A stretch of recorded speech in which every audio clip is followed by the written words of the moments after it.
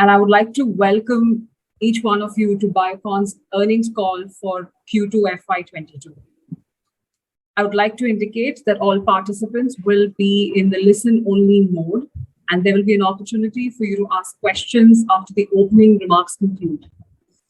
Should you need to raise questions, please select Raise Hand option under the Reactions tab of your Zoom application. We will call out your name and unmute your line to ask the question. While asking, please begin with your name and your organization. Please note that we will not be monitoring questions on the chat box. You can raise any technical concerns that you may be facing for our support team to help. This conference is being recorded. To discuss the company's business performance and outlook, we have today with us the Biocon leadership team comprising of Dr. Kiran Mazumdar-Shaw, our Executive Chairperson, and other senior management colleagues. I'd like to take this opportunity to also remind everyone about Safe Harbor.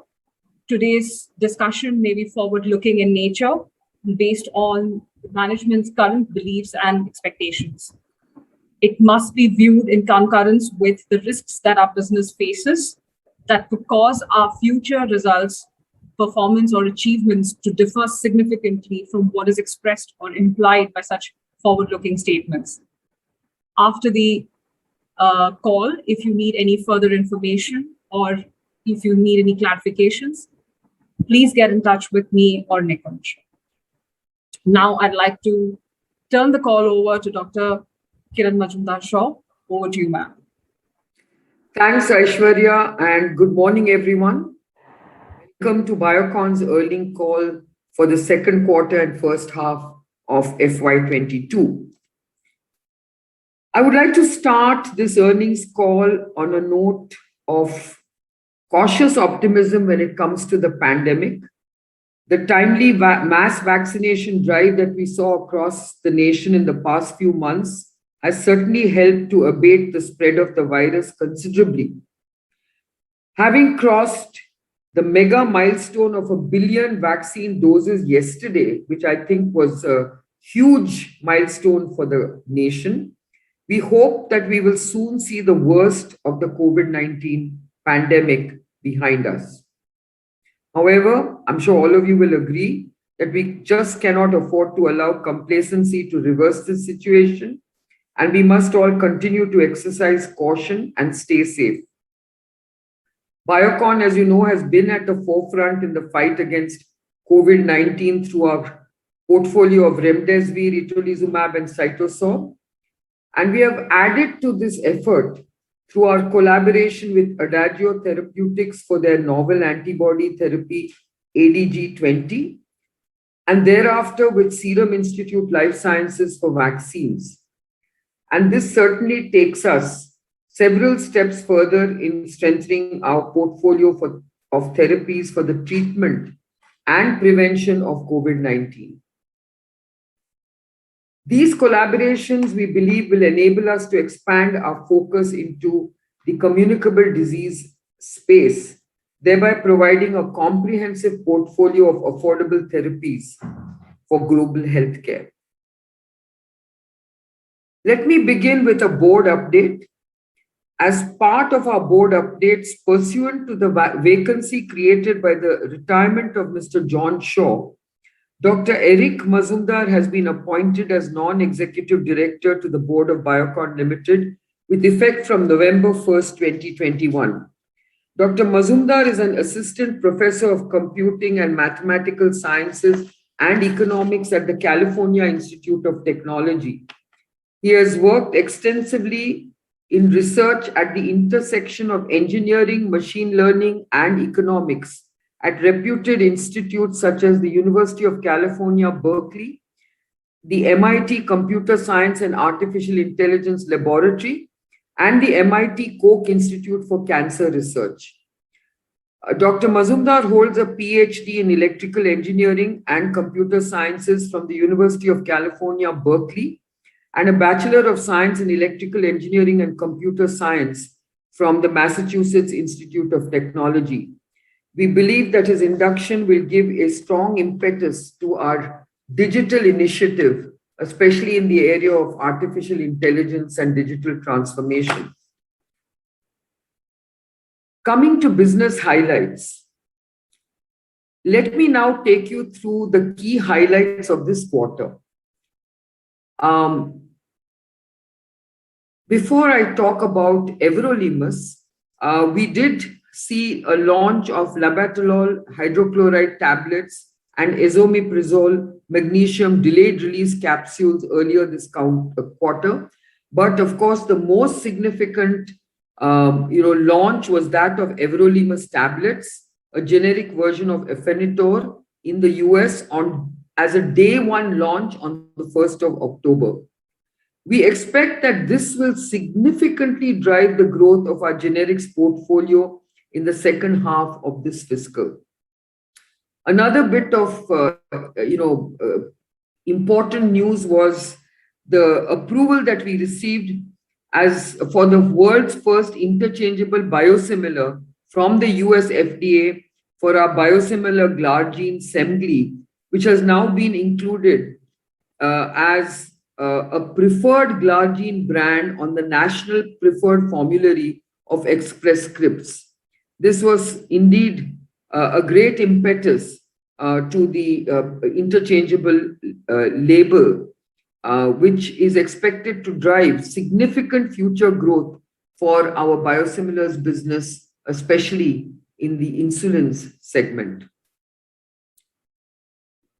We had earlier reported that we had entered into a strategic alliance with Serum Institute Life Sciences to foray into vaccines, by which we will get committed access to 100 million doses of vaccines annually for 15 years in exchange for approximately a 15% stake in Biocon Biologics at a post-money valuation of 4.9 billion. We also entered into a partnership with Adagio Therapeutics to manufacture and commercialize a broadly neutralizing novel antibody ADG20 for the prevention and treatment of COVID-19 for several markets across GCC and Asia, including, of course, India. Let me now move on to the financial highlights for this quarter. Revenues for Q2 FY22 were at 1,945 crores versus 1,765 crores, which represents a year-on-year growth of 10%. Our revenues were mainly driven by research services, which were up 17%, and biosimilars that were up 10%. Revenues in our generics business saw a 12% decline. We recorded a gross R&D spend of 165 crores for this quarter, which is very similar to that of last fiscal, which corresponds to 13% of revenue ex Syngene. Of this, 146 crores is expensed in the P&L, while the balance amount has been capitalized. We also recorded a forex gain of 20 crores as compared to a loss of 18 crores during Q2 FY21.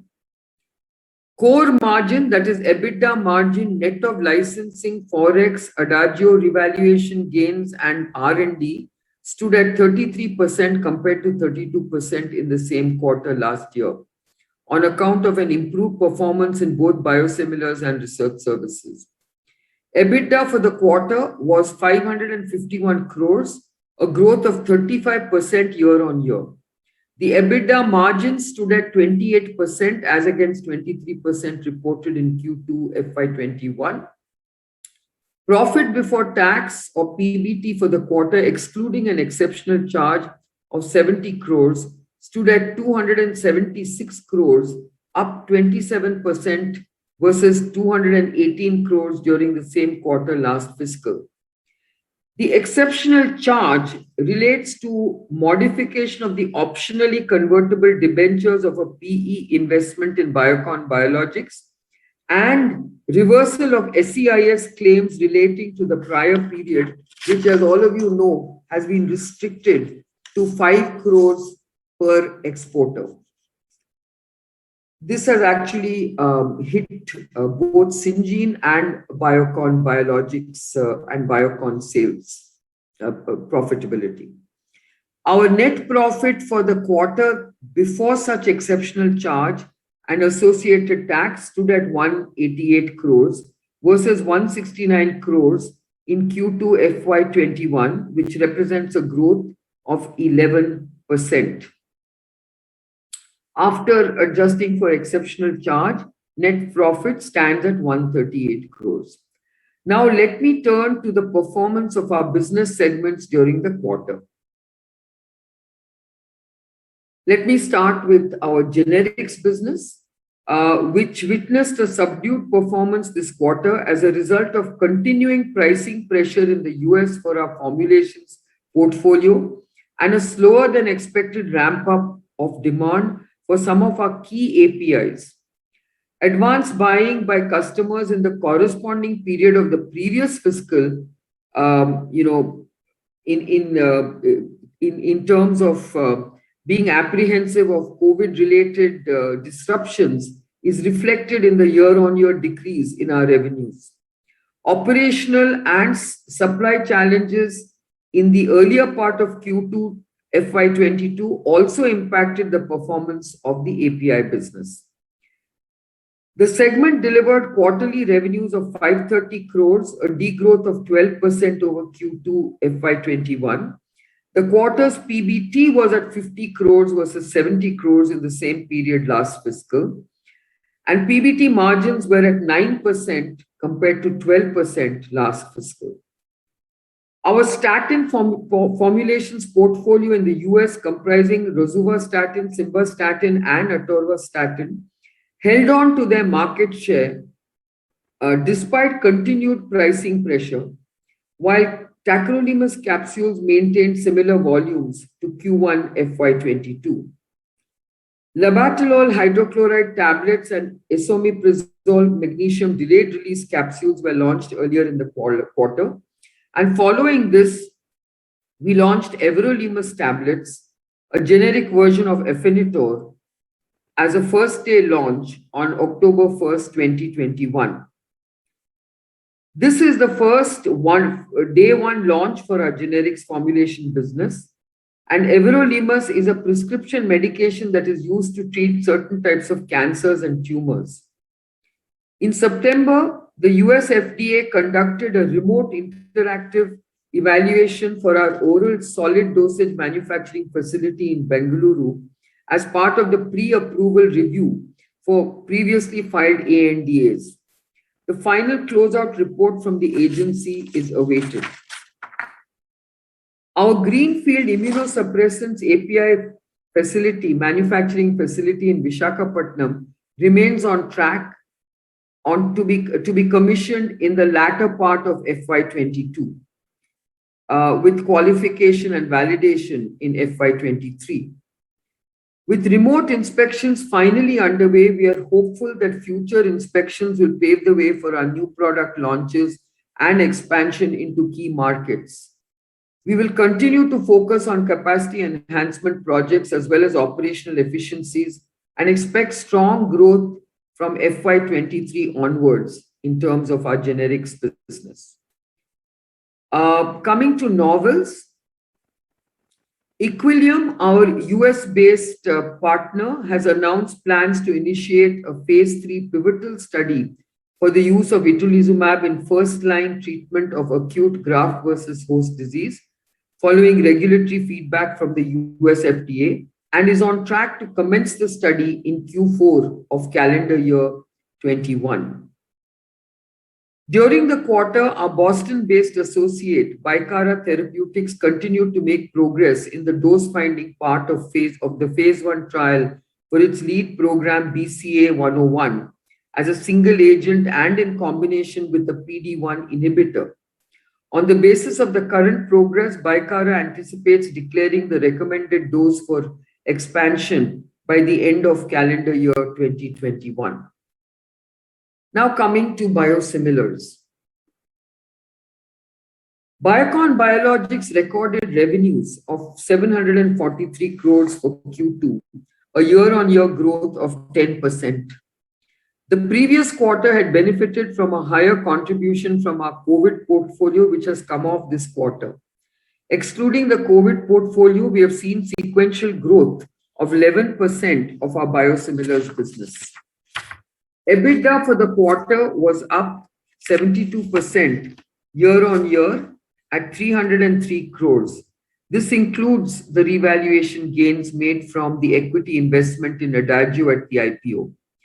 Core EBITDA margins, excluding R&D, forex licensing income, and Adagio revaluation gains, stood at 304 crores, which is up 15% year-on-year.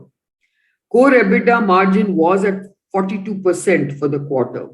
The improvement in margins have resulted primarily from incremental profits in developed markets.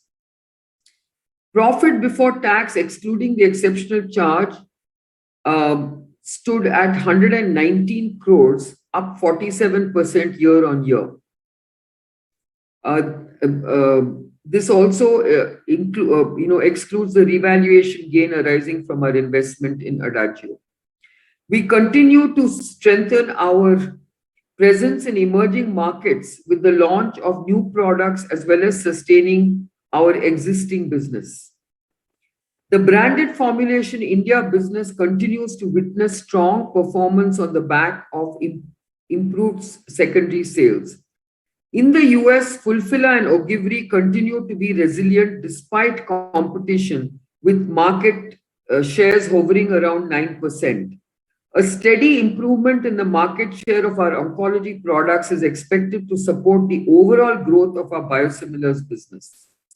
The US FDA has approved Semglee as the first interchangeable biosimilar product under the 351(k) regulatory pathway, which allows substitution of Semglee for the reference product at the pharmacy counter. This has been a marquee milestone for Biocon Biologics and Viatris. Our partner Viatris plans to transition the current product to the 351(k) interchangeable product in the coming months. We have just received breaking news yesterday to say that our biosimilar insulin glargine Semglee has been included as a preferred glargine brand on the National Preferred Formulary of Express Scripts, as many of you know, is one of the largest pharmacy benefit management organizations in the US. The formulary covers more than 28 million lives. As a result of this, we expect Semglee to gain commensurate market share in the US from calendar year 2022, making it an important growth driver for Biocon Biologics. The US FDA conducted a pre-approval inspection of our Malaysia facility last month for our biosimilar Aspart BLA.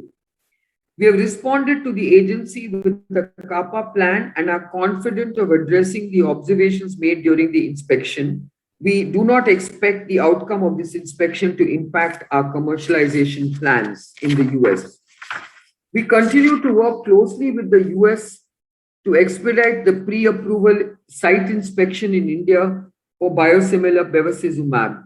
We have, as you can imagine, requested them for a remote inspection like they have done for one of the Biocon Generics facility.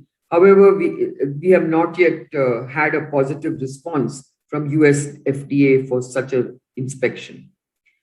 Our market share in Europe continues to improve with products like Ogivri crossing the 5% mark in July and Hulio continuing to see steady improvement. In Q2, our biosimilar bevacizumab Abevmy was launched in several EU markets, including Germany, Croatia, Czech Republic, and Slovakia.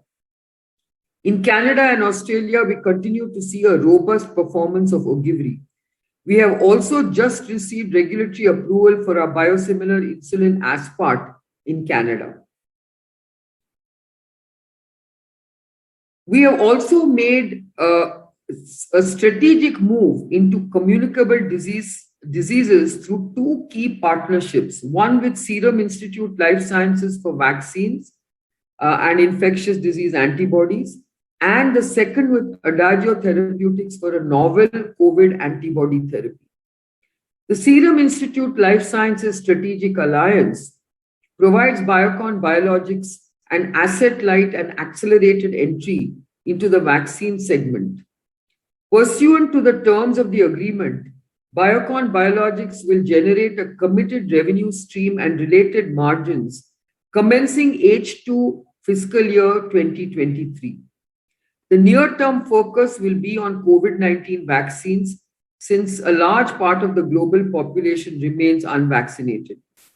Only 3% of people in low-income countries have received at least one dose.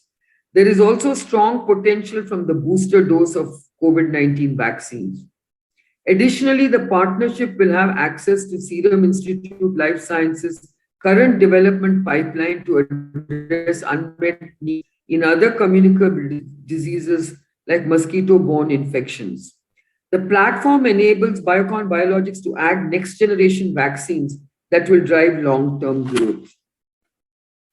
Biocon Biologics has also entered into a partnership with Adagio Therapeutics for ADG20, a novel antibody therapy for COVID-19.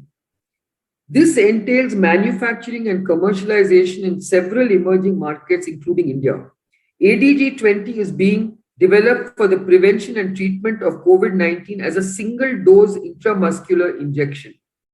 It has the potential to effectively neutralize a broad range of SARS coronaviruses, including SARS-CoV-2 and its emerging variants. The company is currently conducting its phase 2-3 pivotal trials to support an emergency use authorization application by the first quarter of calendar year 2022. To summarize, we clearly see the biosimilars business gaining momentum with the launch of interchangeable glargine in the US and continued launches and market share gains for our portfolio globally. This will be augmented by our strategic foray into vaccines and biologics for infectious diseases. We continue to invest in creating a robust pipeline of products enabling sustainable value accretion for our shareholders.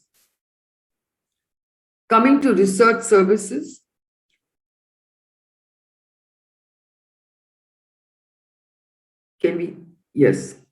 which is really the Syngene business. For Q2, revenue from operations was up 17% to 610 crores from 520 crores last fiscal. Profit before tax, excluding the exceptional charge, increased to 113 crores versus 94 crores. The second quarter was characterized by strong performance in all divisions, including adding 25 new clients in discovery services, which lies at the heart of our research activities. Syngene also continued to expand relationships with existing clients and long-term partners in the dedicated research centers. Syngene continued to manufacture remdesivir during the quarter, although the volumes are dropping as the impact of vaccination reduces the need for treatments such as this. Strong performance delivered in the first half of the year is expected to also deliver a good performance in the second half. So in conclusion, I would like to say that the expansion of our generics portfolio, the grant of interchangeability of our biosimilar insulin glargine and its inclusion in Express Scripts National Formulary, and the collaborations that we have entered into with SILS and Adagio have now created more opportunities than ever to build for a stronger future and fulfill our goal of making large-scale impact on global healthcare through affordable access. With this, I would like to open it up to question and answers. Thank you, ma'am. I would like to remind everyone, in case you need to ask a question, please select the raise hand option under the reaction tab of your Zoom application. We will call out your name and unmute your line to ask the question. The first question is from Prakash Agarwal from Axis Capital. Yeah, hi. Good morning, ma'am, and good morning to team. My first question is on, outlook, where you mentioned, obviously with hello, sorry. Yeah. So from an outlook perspective, you have mentioned, second half is looking better, obviously, and that insulin glargine interchangeability and with the tie-up with Express Script from calendar 2022. My question actually on the other base business, trastuzumab and PEG. How do we see the journey from here for these two products? And for the other two products, which is Beva, which is awaiting the approval, what are the timelines there, and Asparte? So basically, ex-insulin glargine, because insulin glargine is, I think, pretty much set for its growth path. So Prakash, I'll just answer some of those questions and then I'll sort of leave it to Shreyas to answer the rest. Basically, I think you're right. I mean, bevacizumab is an approval we are very eagerly awaiting. And at the moment, we have really no visibility in terms of when we will have this inspection done. As you know, in recent times, there have been multiple reports of many product approval delays in the US. And we happen to be one of them.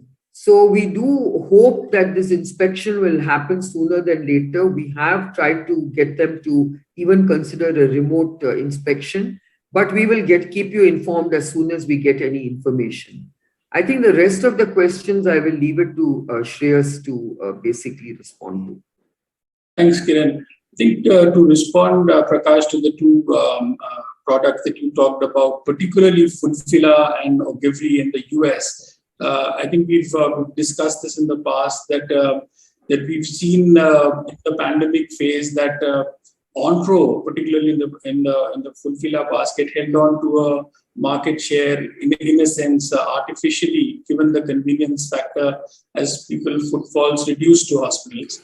We're seeing that particular market share come off from a little above 60% to the mid 50s. And that part is starting to move towards the syringes space, which is where we are operating. We've not got all of it moving towards Fulphila, but we're starting to see that as a positive development. We've obviously held on to a strong market share, which is just below that double digit, and we see that progressing well as we get into the next calendar year. For trastuzumab, we've seen to hold the pole position or the second position, I would say, after the other biosimilar on the 150. On the 440, we've seen some competition pushed past on more aggressive pricing strategies, but it hasn't really overall impacted the Ogivri brand strategy that Viatris has come up with, and we've held on to that just under 10% market share even in the recent couple of months, and we see this as a steady positioning which will only improve as we move along into the next fiscal. The bevacizumab, I think Kiran has already covered. We remain bullish on that as it completes our portfolio offering in the oncology space and allows us a more complete portfolio to discuss with payers.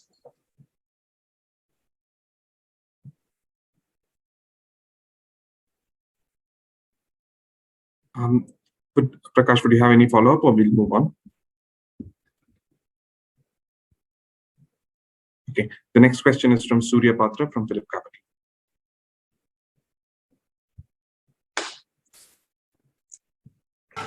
Okay. Thanks for this opportunity and good morning, everybody. Just before getting into the questions, can I just get the clarity about the other income number? Why is that so elevated? And can you quantify other income? And quantify that what is the kind of the revaluation gain on that Diageo and the nature of that?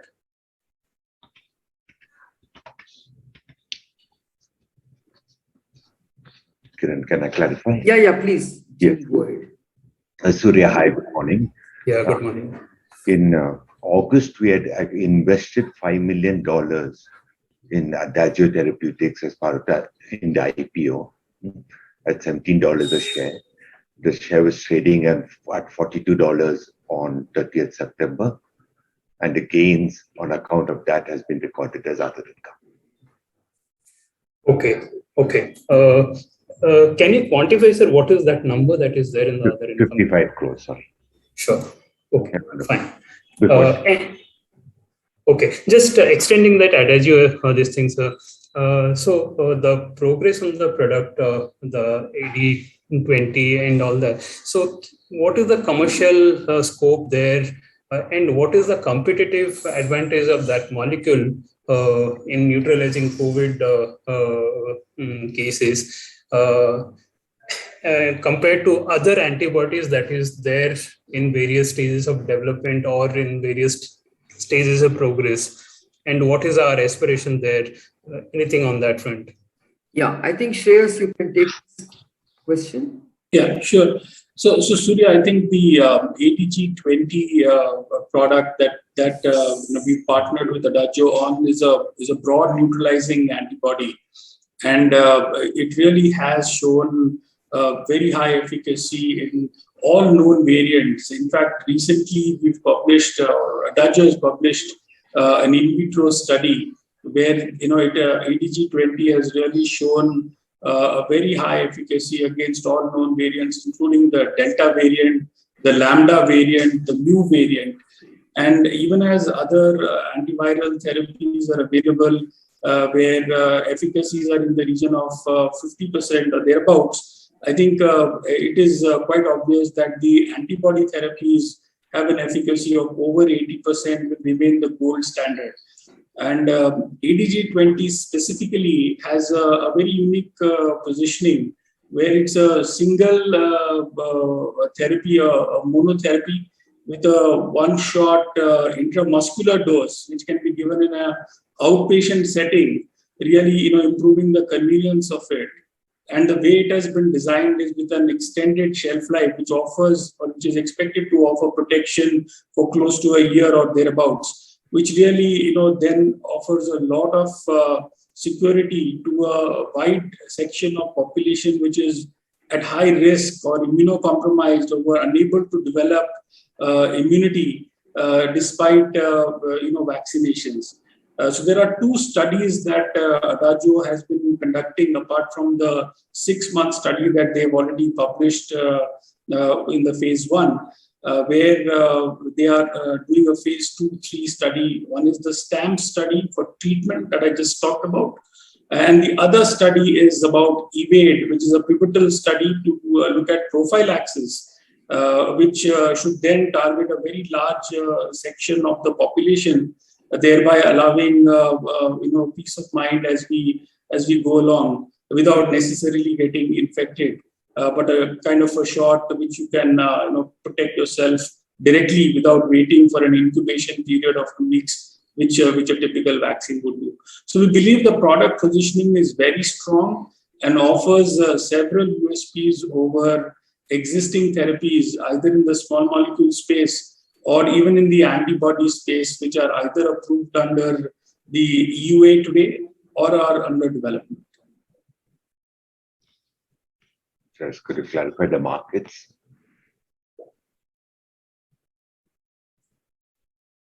Did we lose Surya or? Yeah. Shreyas, if you could clarify the markets we are present in. Yeah. So we have, of course, we are going to be present in India and several India-like markets that we've looked at. We are present in countries, in the Middle East and in Asia Pacific, where we've chosen select markets to focus on, where we believe, this therapy can make a very big difference. I think we lost Surya probably. Yeah. We'll wait for him to join back. The next question is from Damayanti Kerai from HSBC.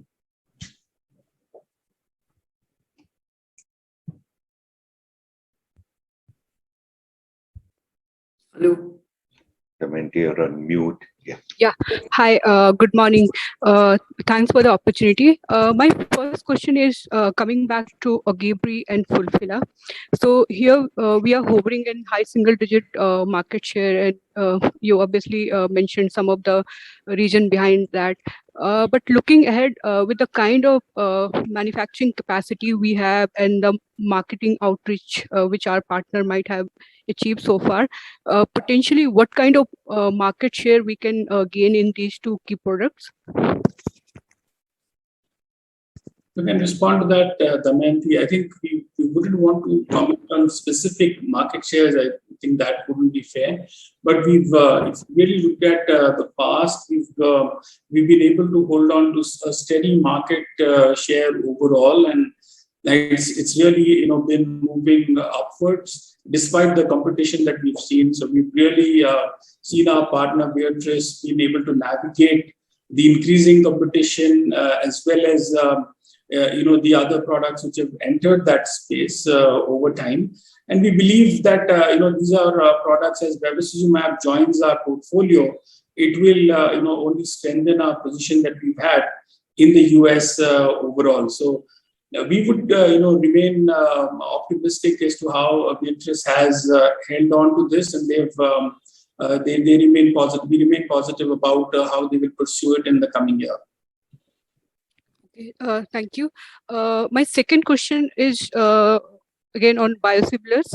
So can you specify the broad sales split between the emerging market and developed market as of 2Q? And on the emerging market side, what kind of growth we should be anticipating in next few quarters? Related to that, sequentially, biosimilar sales where I'll say largely flat, but we have seen good pickup on the margin part. So can you also please explain that? Chili, do you want to go on the split, and then we can maybe Sushil and we can add on the. Damayanti, I'll just share the numbers around the split. For Q2, we have developed markets going towards the 50% mark. It's just above 45, 46%. The second question was the margin improvement. Yes, the margin improvement reflects the higher profits, as Kiran mentioned, that's played out from the developed markets. And what will be the key driving factors which we should be looking for? So Damayanti, I just want to answer that question of yours by saying that I've already mentioned that the second half will get bolstered by obviously insulin glargine, and we also expect there is the improvement in some of the other all the biosimilar portfolio. So I think the main spurt of growth will come definitely from insulin glargine.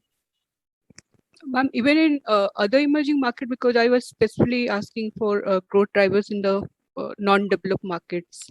Yeah, that continues to grow. I think you might want to comment on that. The first half in the emerging countries, we have seen good growths, and we have got a demand book that is full in the different countries that we operate. So I'm also very optimistic that the growth trajectory will continue the same way it was in the first half for the other emerging countries. In India too, in the first half, we have seen very good growth, and we hope to continue the growth trajectory as well. So I would keep the trend of the growth more or less similar as it was in the first half. Thank you. Thank you for your response. I'll get back in the queue. Thanks, Damayanti. Next question is from Yash Tana from iThought Advisory. Hi, good morning, team. My first question is, so I know that we have a very small business in India, but I would like to know the impact that we have due to the insulin glargine coming under NLEM, like how much price cut we have in percentage terms for the product. And with the decreased price, can we expect the volumes to go up for the product, like higher adoption for the product? Sushil, why don't you field this question? In India, the insulin business, the bigger part of the business in India is still the human insulins. If you look at the analog business, It's about 20% of the patients that is there in the market. There's a huge scope for the analog business is one. The second, our own business in this particular area. We are not promoting this product only in terms of price differential, and that's very clear. Though we have a price differential from the leader product in this, we are promoting our product strongly on quality. So whatever the price decrease will come in, we have got two SKUs that are unique in this market, and that is the vial SKU of 5 and 10 ml, in which the price differential will continue to be there. So we have got a significant advantage here, and I don't think the NLEM in terms of what the leader price will come down will impact us that much, because A, there's a huge scope to gain market share from the human insulin, and B, we continue to focus on the high quality, and the interchangeability that we have got in the US will give us that further impetus. Though the same rules don't apply in India, but it definitely gives more confidence to doctors that what we have with us is a very, very high quality Glargine. And we have seen in the 2 months, the traction definitely has improved. So I'm very optimistic about this entire business of Glargine, of our brand Basalog in India.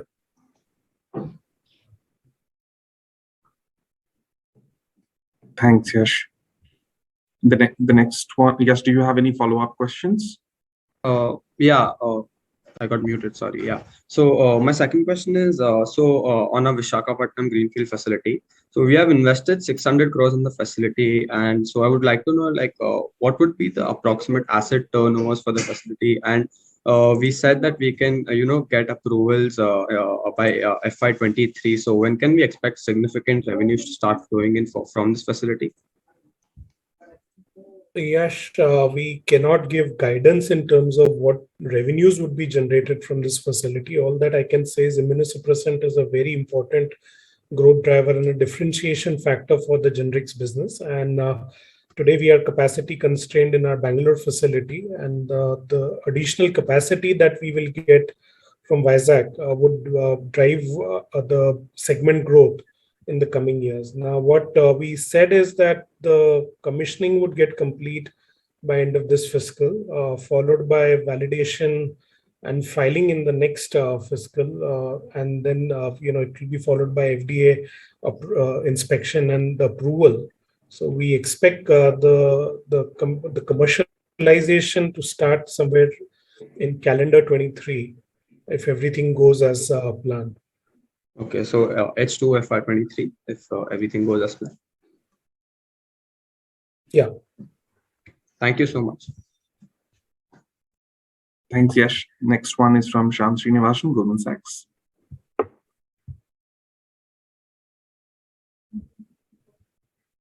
Yeah, hi. Hope I'm audible. Good morning, and thank you for taking my question.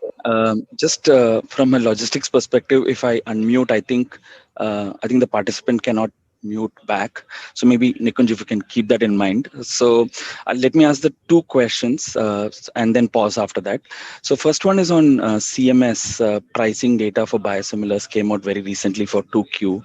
And if you see the products that have been seen the maximum QOQ erosion have been the products that we are there or potentially going to be there, like Herceptin, Avastin, Neulasta. So largely on the onco space, somebody like a Celltrion has been very, very aggressive in terms of taking prices down in Herceptin. So just while there is the angle of volume share gains for us in through this next 6 months and then calendar year next year, just want to understand how are we placed in terms of pricing and in terms of cost competitiveness, especially against Asian manufacturers. That's question one.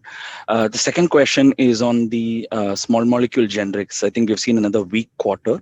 So just want to understand what's happening in terms of price pressure. When do you think we will likely see some kind of a bottoming out and things improving? So let me pause there. Thank you. So maybe Shreyas and Abhijit could take these two questions, starting with Shreyas. Sure. So, Shyam, I think the CMS point that you raised is absolutely valid, and we've seen that in discussions. Viatris has been in active discussions there, and while we do not see a direct impact on our margins overall, we do see the amendment situation there, given that our products will come up for that, take off of some of those benefits. particularly on the reimbursement side. But to address the question of cost competitiveness, I think we feel fairly, we're quite confident on the cost competitiveness given the Asian partners, or for that matter, other peers in that group, because we've conventionally been a strong emerging markets player for several years, whether we were in the small molecule space in the past and even today. We've always, been very cost competitive. We've always said that we've been emerging markets first, and we've succeeded in our small molecules business, in our insulins business. And as we now get to the US and other parts of the developed markets, we believe these will be more remunerative opportunities for us than what we've seen in the past. So these are things that will not really something where we're concerned about. We, of course, are vigilant on the cost competitiveness part, but nothing that we are overtly concerned about at this point. I'll let Abhi respond to the small molecules question. Thanks, Shreyas. Good morning, Shyam. So Shyam, on your questions about the price erosion that we are seeing and the performance on the generics formulation business, the only market we are commercial right now is the US, and the portfolio that we have is also quite limited. Right now, we have 7 products commercial. Some of the products that have been commercial, we've consistently maintained a market share between 15 to 20%. But there has been some pricing headwinds on that. Despite that, we've maintained our market share. However, with the launch of molecules like everolimus, as we expand the portfolio with more complex products, I think we can start seeing some growth coming in from these markets. And as other markets also open up in the near future, for us, you would start seeing some growth. And the split of API to formulations remains at 80-20? Indranil, you would like to comment? That's right, Shyam. Currently, that's at 80-20. Got it. Thank you and all the best. Thanks, Shyam. The next one is from Sheesh Jain from Apex Capital. Am I audible? Yeah. Yeah. So my question arises from the concern that we are not able to gain substantial market share in US in the biosimilar market. And given the stellar margins that we have had, and continued price competition in biosimilar business, is it not possible for the company to be aggressive on the pricing front and give up some margins temporarily to gain market share and make this a sustainable growth story for the company? So let me answer that by saying that Viatris is absolutely focused on making this into an important business growth driver for their business. And I think, what we have seen thus far is basically making sure that we are in the market with a sustainable market share, which, as you can see, has been in the high single digit. As you know, that there are not too many competitors. At the same time, I think we are confident as partners of making progress and gaining greater market share in the coming quarters and years. So I think this is a patient, business building kind of phase where I think once we are entrenched in that market with biosimilars, as you know, biosimilar uptake also has now been very positively received in the US. And so now onwards, I think you are likely to see an uptick in market share. So we are very confident, as is our partner Viatris, that things will improve in the future. But your confidence has been visible for past few quarters, but there hasn't been, or I should say more than past few quarters, but there hasn't been visible market share gain. So I'm just concerned, like, what is Viatris doing exactly to turn your optimism and your strategies into, substantial market share gain, because that has been constantly in high single digits and there hasn't been. I think the fact that the reason why we remain confident is because you can see the interchangeability label that Glargine secured certainly should give you confidence that our insulin business is likely to really benefit from this particular approval. As you know, Aspart will be the next product to follow. So our insulin segment is getting strengthened with these approvals. And as you know, the Express Scripts announcement of including, Semglee into their national formulary is also a very, very important step in this direction. Similarly, I think that we are awaiting our approval for bevacizumab. This is something beyond our control. There is the only step remaining is a pre-approval inspection. We had asked for a waiver, but US FDA has not agreed to that. And as soon as the facility is approved, we hope to receive approvals soon thereafter. You need to have a portfolio of products, which we do have. It's unfortunate that COVID disrupted some of our strategies, but we remain very confident that in the coming future, you will see a very good uptick in market share, as Viatris also focuses on making sure that they start gaining market share. So that's all I can say. We remain confident because we have the capabilities, we have the capacity, and we are vertically integrated. That's what gives us the confidence that we will be a very strong player in biosimilars. When you compare us to many other companies who are playing in this field, they are not vertically integrated. Except for a few, there are most who are not vertically integrated. And therefore, we believe that we do have a very strong reason to be confident that we will succeed in the near term.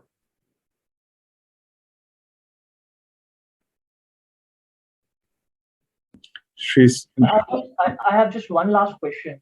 So just as we have interchangeable status on Semglee, do all biosimilars, all biologics can have an interchangeable biosimilar? And if yes, what happens to our market share when other players get interchangeable status for the products that we are not interchangeable in? So do we still sustain our market share in that scenario?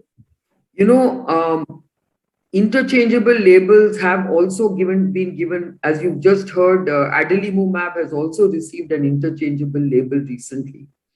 I think there is an exclusivity period for the interchangeable label. We have a 1-year exclusivity. We will have a first mover advantage, and you need to basically garner market share and make the most of a first mover advantage. That is what we're trying to do with the interchangeable label. Just to add to what Kiran said, Shrish, interchangeability also is a high bar. So it's not something that's an easy access. So there's a requirement for high degree of analytical characterization, showing that your product meets to the expectation that have been set by the agency. Of course, together with Viatris, Biocon Biologics has set that bar, and we've paved the way for an interchangeable insulin, improving access. And there will be others who will follow. But like Kiran said, it is something where we carry an exclusivity period, and this is something that's not easily accessible unless you have the scientific credibility to get past that bar. Thank you, sir. The next question from Tushar Manudhane from Motilal Oswal.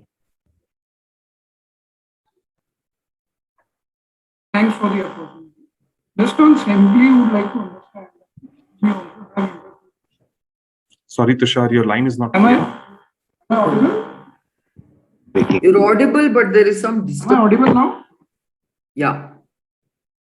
Just on this Semglee, while we are having own product and as well as interchangeability associated, would like to understand, we also going for the authorized version as well. What could be the key benefit for them? So Nikunj, did you hear it? I couldn't hear the question. No, the question was that you've got both Semglee and an authorized generic. What is the strategy of that? Yeah, so Tushar, I think these are two products that we've launched in the US market. Viatris has brought these to the market. Basically, this is a commercial strategy to allow access, as broad access as we can to patients in the US or people with diabetes in the US, as much as, whether they are varying insurance plans, their co-pay coverages, their payer preferences and coverages. I think the intent is to see how we can maximize reach of the product, regardless of how the patient is placed. Viatris, of course, will be best placed to respond to it, but the intent is to see how we can make access, make the product accessible to a wide section of people, whether they are covered through the formulary or limit their co-pays to a ceiling. That's the real intent behind the two products. Are you manufacturing the authorized version? Yes. Biocon would be manufacturing the authorized version? Yes. And secondly, I would like to also understand, while we have a good pipeline of insulin glargine, aspart and bevacizumab, would you like to share the other potential molecules for FY 23-24, maybe 25? So we've talked about a bunch of products, Tushar, which are the insulin and insulin analogs. We've also shared that we will be looking to bring our recombinant human insulin, which is right now approved in over 40 countries of the world, to those in the US as well. And we look forward to adding that to our portfolio shortly. So in addition to the basal insulin, which is glargine, we will add a rapid acting analog in aspart. And then we will also bring in, which is with Viatris, and then we will bring in our own recombinant human insulin following that. Got it. And just one last on the generic side, while there is intense pricing erosion has been commented, but at the same time, if I look quarter-on-quarter, PBT margin has improved, at least by 300 bps. So if you could just explain that part.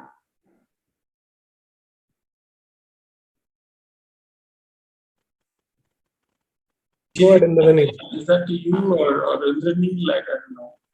Yeah, I think the quarter-on-quarter margin is largely reflected due to the product mix. I think operationally our base has remained similar to quarter one.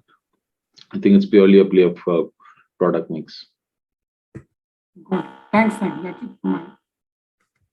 Thanks, Tushar. The next one is from Ankush Agarwal from Surge Capital.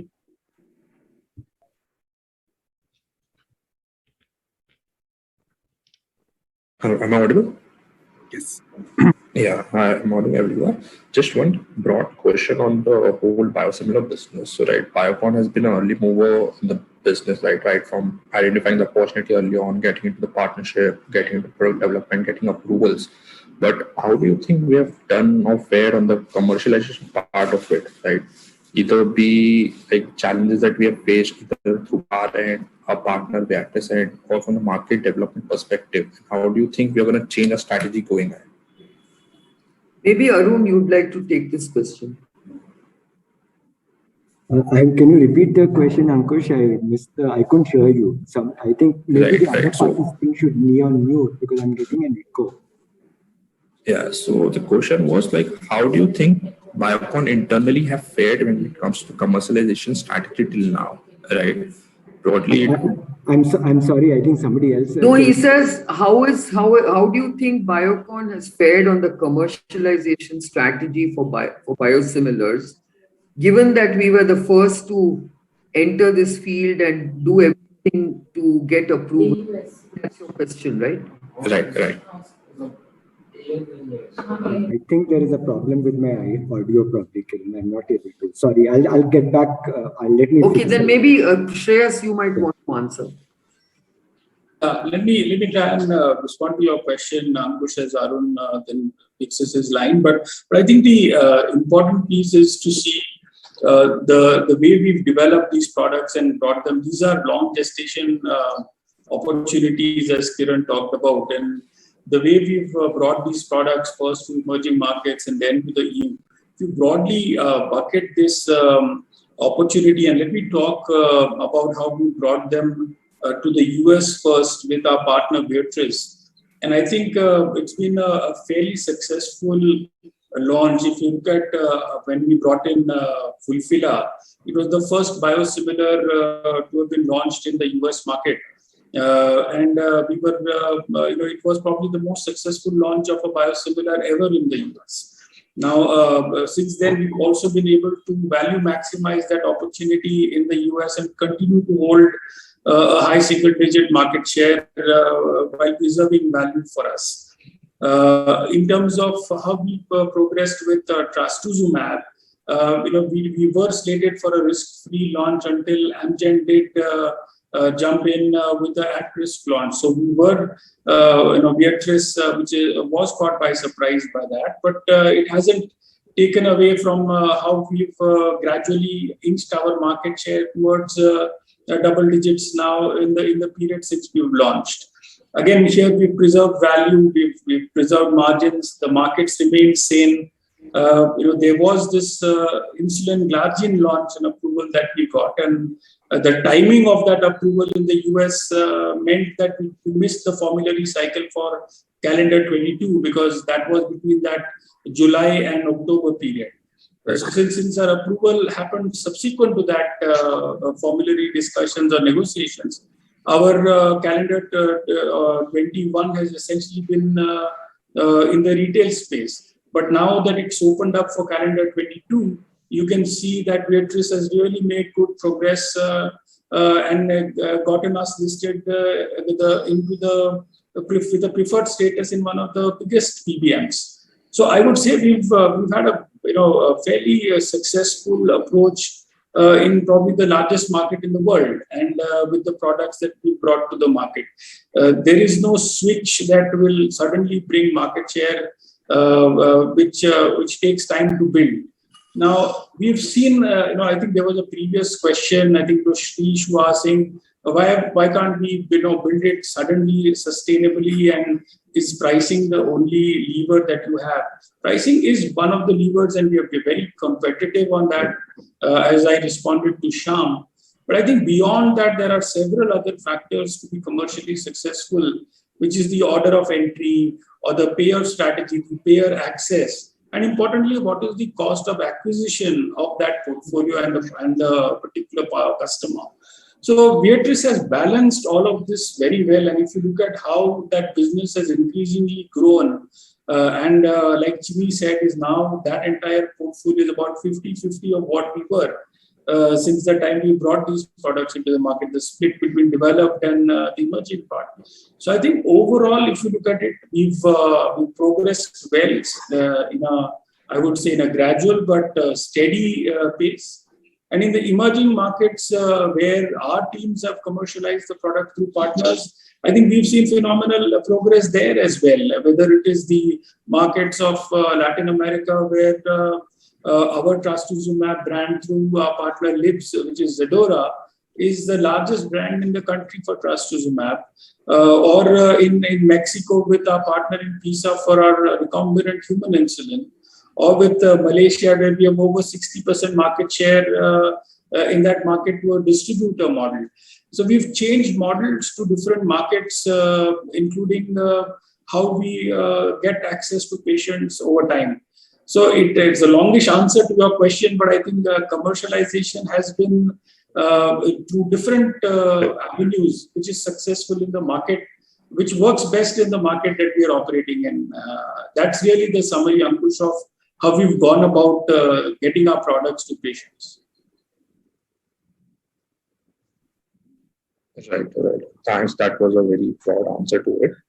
But do you think the market formation has shaped what our expectations were, to say 5-6 years down the line, like earlier?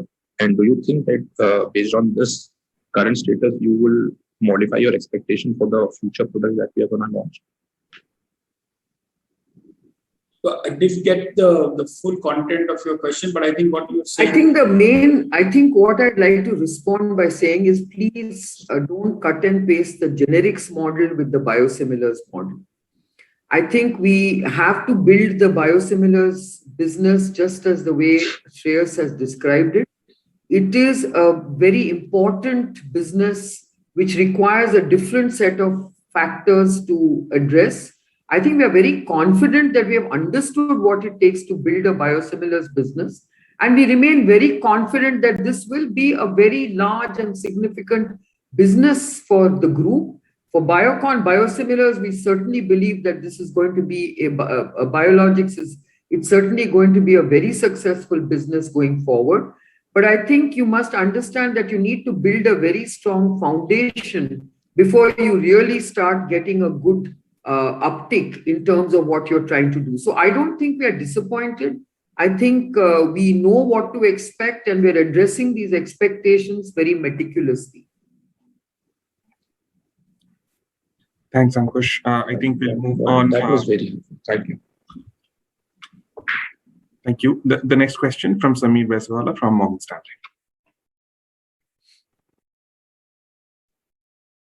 Hi, good morning, everyone. Thanks for giving me a chance. So first question is on your virtual PAI that has been done for oral solid in Bangalore. Can you give some color on that in the sense that typically it would be for first generic, complex, high value product? Is that the case with you as well? Sameer, it is for a product where there are very limited number of players in the market. So that would have prompted FDA to oblige us with this remote inspection evaluation. Is it a large market in dollar terms or? Not very large, I would say. Abhi, maybe you want to add some context there. Sorry, I was on mute, Siddharth. Yeah, it's not a very large market. It's upwards of 500 million with limited competition.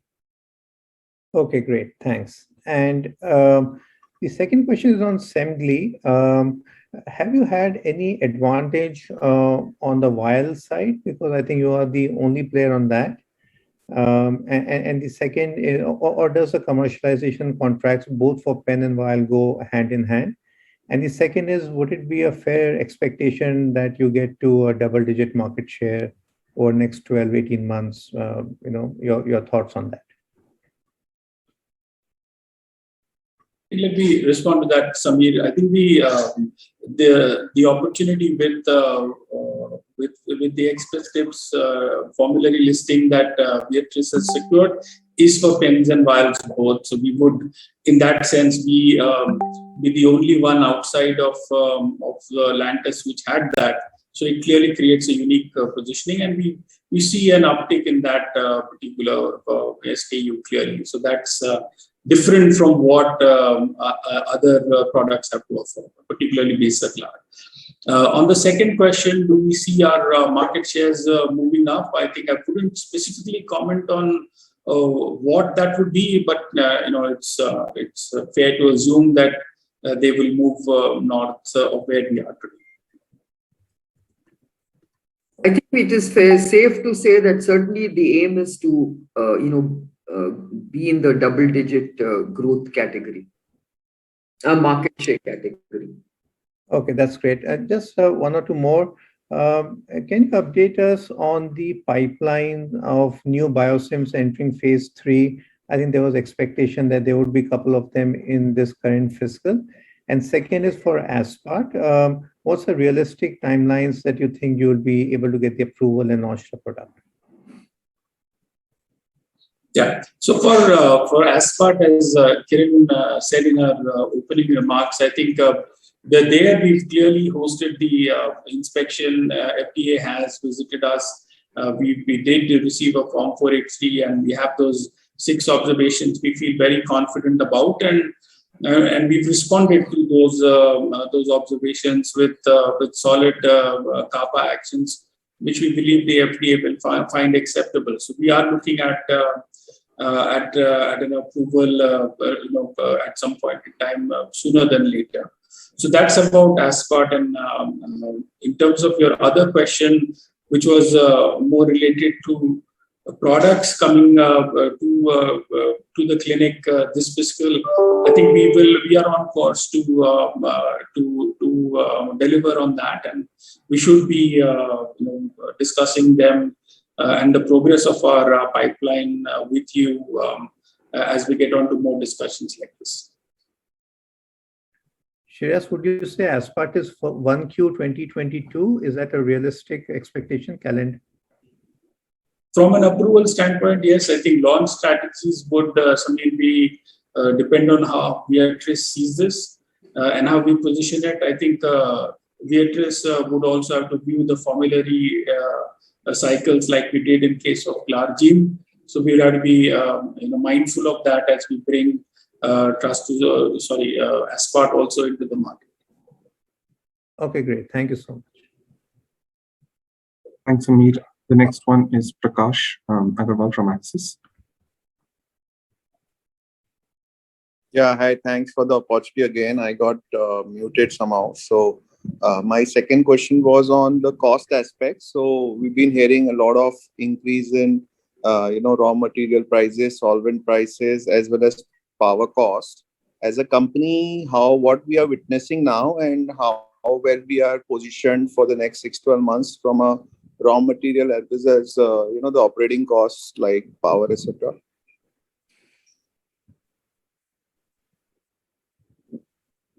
Shreyas and Siddharth, can you take it? Sure. So from a power cost perspective, we do not see any impact. In fact, we are looking at rationalizing a power cost as we move to green energy, more the dependency on wind and solar rather than conventional energies, where we definitely see a benefit coming in. But as far as the raw materials are concerned, I think it's more than the raw material, it's the solvent, where we have seen the prices go up over the last 6-9 months. And that's definitely impacted our margins. But the KSMs and raw materials, we have not really seen any drastic upward or downward movement coming in from China or even the other vendors in India. Shreyas? Yeah, I think you covered it, said on that part. I think the only nuance to the biologics business would be, specifics where you would need single-use materials or specific media components where we've seen, supply slowdowns, I would say. And that's really been something that our supply chain team's really been working hard at preserving. We do not see any major concerns to our ongoing operations, and we've not seen anything that we are really overtly concerned about, Prakash, at this point. And how do we read the increase in inventory? I mean, is that to protect the future increase in prices, or is it to protect the supply chain, or would we consider both? It would be a mix of both. I'll let Chini comment on it, but it is a mix of both. Clearly, there was a lot of anxiety in the months which were leading up into the pandemic, and there was a requirement to see that they can, kind of stock up on a lot of these things. We see that easing up overall as supply chains world over, start relaxing a bit. We also are looking at product launches, so we would see some of that building up. So you're fair when you say it'll be a little bit of both. But Chini, if you would like to add something, or Indranil, over to you as well. Yes, you covered it. It's mostly the supply chain aspects, Prakash, and with the build-up for QH2. Okay, you mean the launch or the market share inch up that we're expecting across markets? It could be because of that as well? Yes. Generally, we are expecting to see sequential growth quarter on quarter and set up nicely for FY23. So part of the inventory build-up is towards that. Okay, got it. Thank you and all the best. Thanks, Prakash. Next one, Surya Patra, Phillip Capital. Yeah, thank you for this opportunity, Ken. Just, I was trying to understand whether you have seen any kind of advantage in terms of gaining better or expansion of your other products, getting more inclusion in the various incremental formularies for say the older product, given the benefit or advantage of interchangeability, what we have seen in case of Glargine.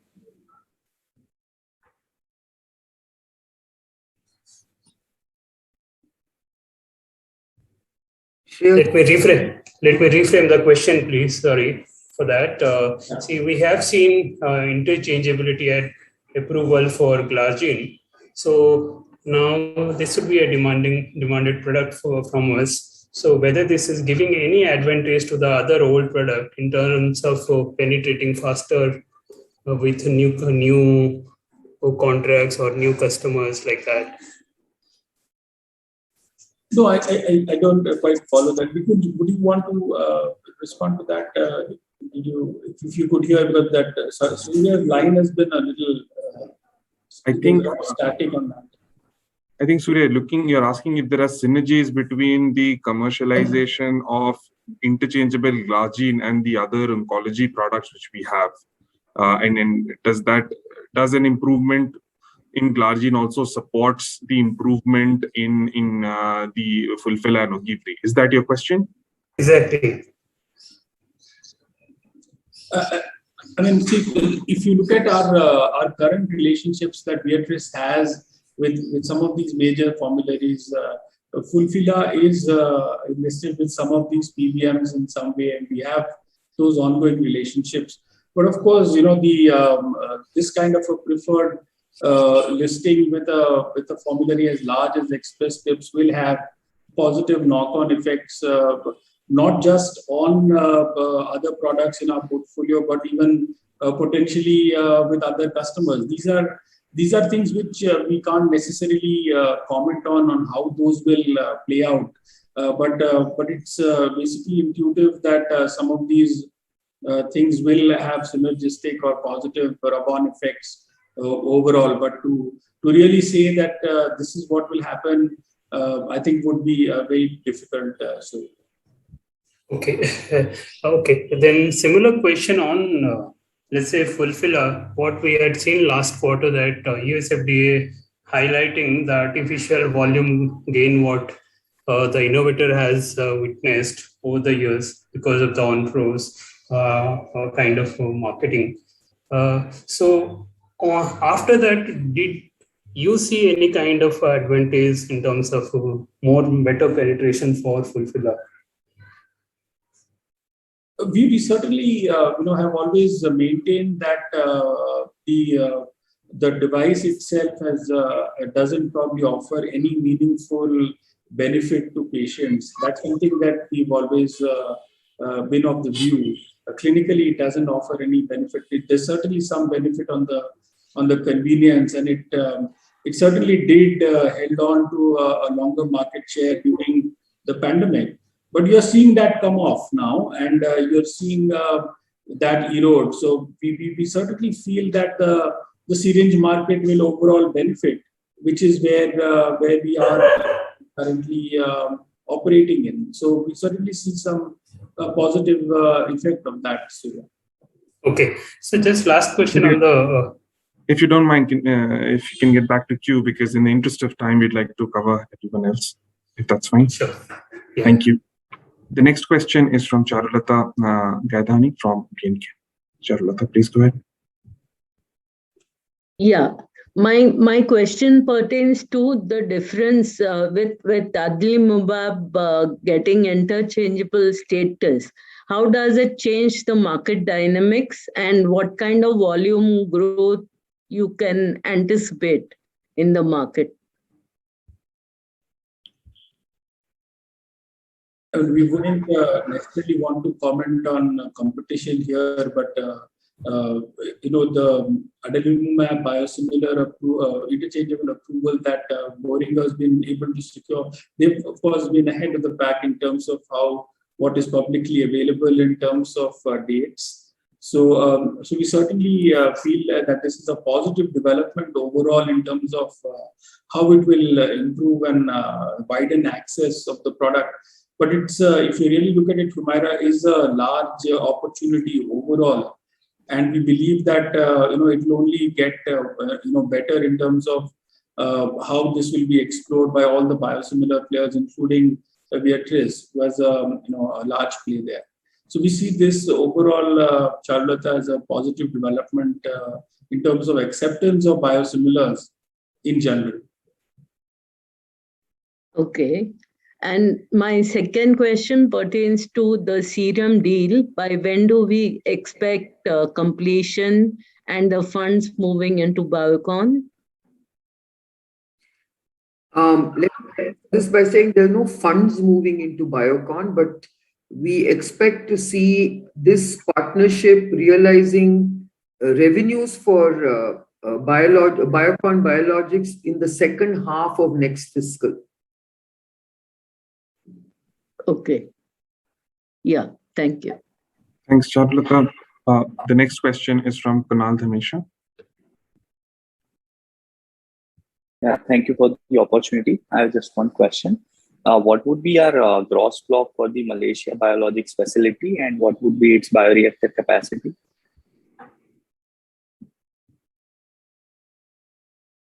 We have not revealed the capacity, but in terms of investments, it's around the $350 million.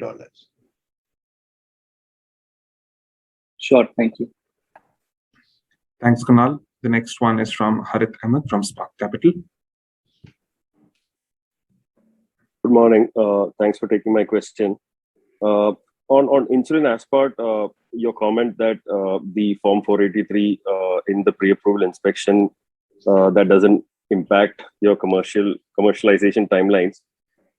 Just trying to understand if there are any entry barriers other than the compliance status of the facility. So I would have imagined if the inspection had gone well, we would have had an approval by now and launched sooner. So are there any patents or something else that's blocking? I think you should be corrected in your perception of what you just said. Okay. First and foremost, as you know, the inspection was not possible because of COVID for all this time. And we were able to persuade them to come and do an inspection at the Malaysia facility, which they did in September. It doesn't mean, yes, if they had been able to come earlier for the inspection, we could have got an earlier approval. But there is no linkage to the inspection and approval timeline. Approval takes place of a PIA inspection. It takes a specific period of time. And that is why I think even Shreyas confirmed, I think, to Samir, that we expect approval in the first quarter of next calendar year, which does not necessarily mean that we will immediately see an uptick in terms of commercial opportunities, because it is all linked to contracting cycles. If we are able to enter into a contracting cycle in that period of time, obviously it means that we can immediately start with our commercial entry into the US market. If for some reason we have to wait for a few quarters, so be it. But I think you should not assume, your perception that, that the inspection is delaying approval is not correct. The inspection had to take place. Yes, it could have taken place earlier, but COVID did not allow travel. And that was the only reason why the inspection was not done till September this year. And that too, we persuaded them as a special request saying, please come inspect us, and they agreed. All right. Thanks for that. My second question is on Bicara Therapeutics. So we had talked about plans to raise funds at that entity. So any updates there? And do we still maintain our guidance of no more funding from Biocon beyond the 40 million that we've already done?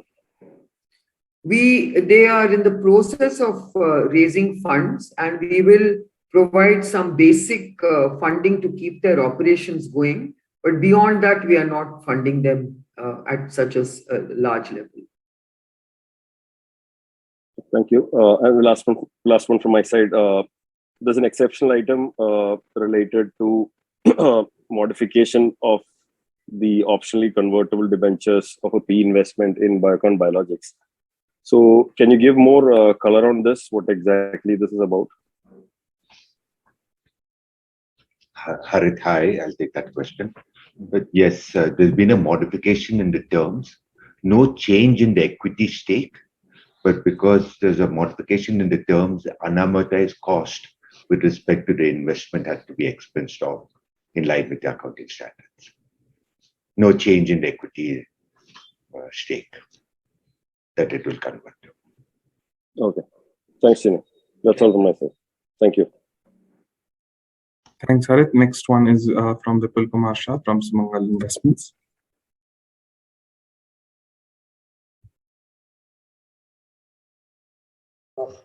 Am I audible?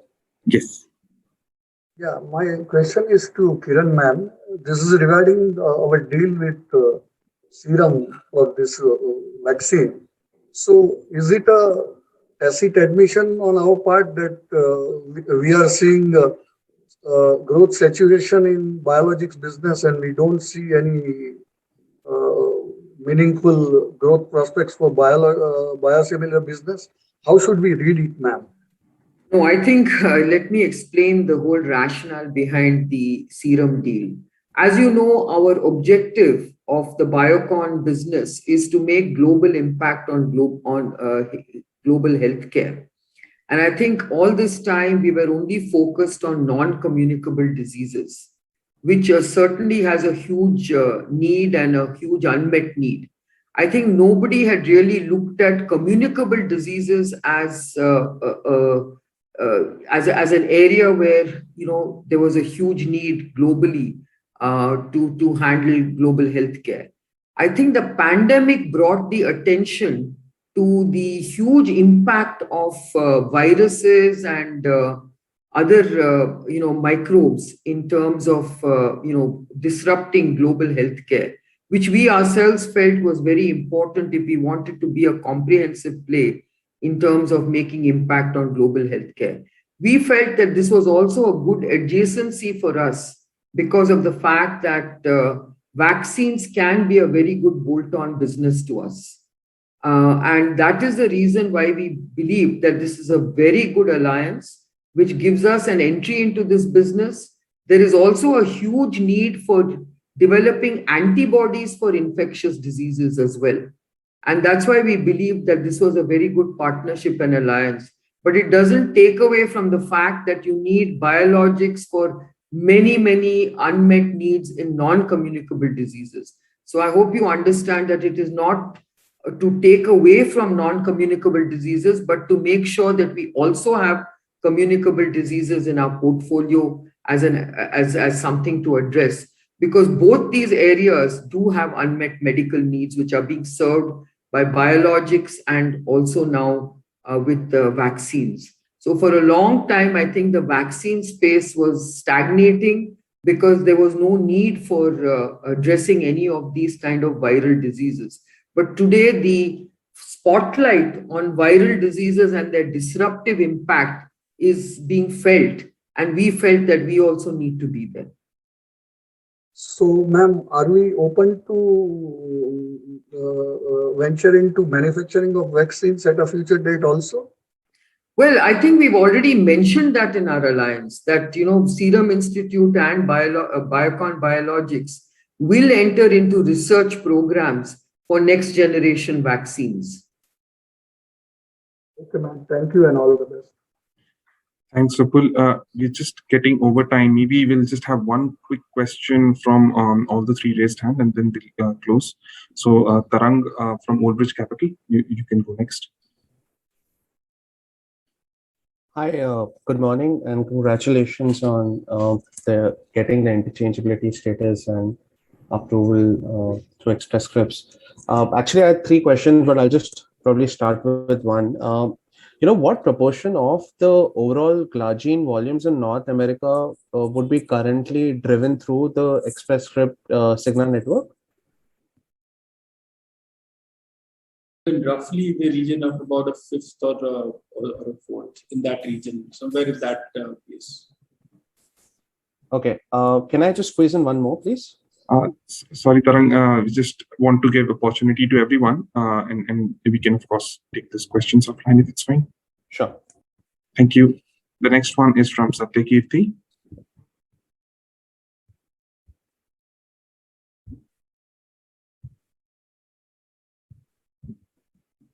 Move on to the next if people are not able to.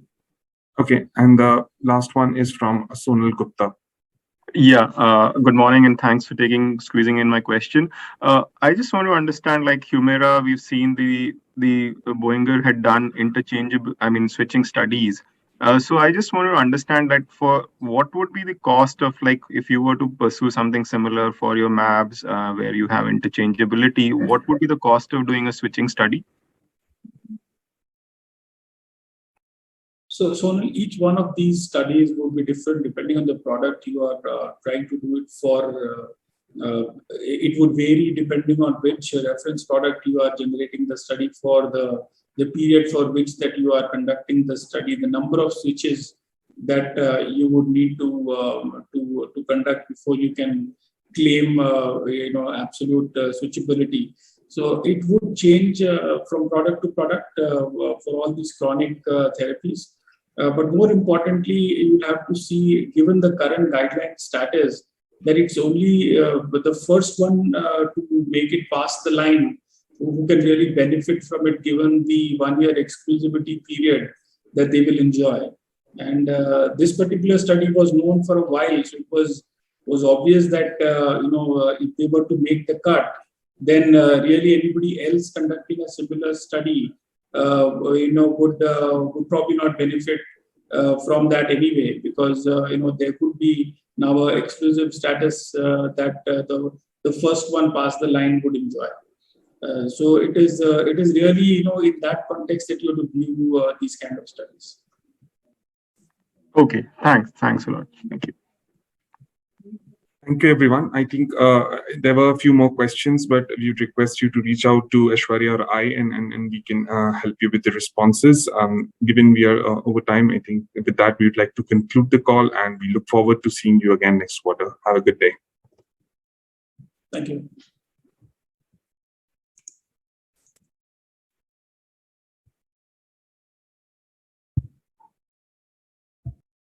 Hello.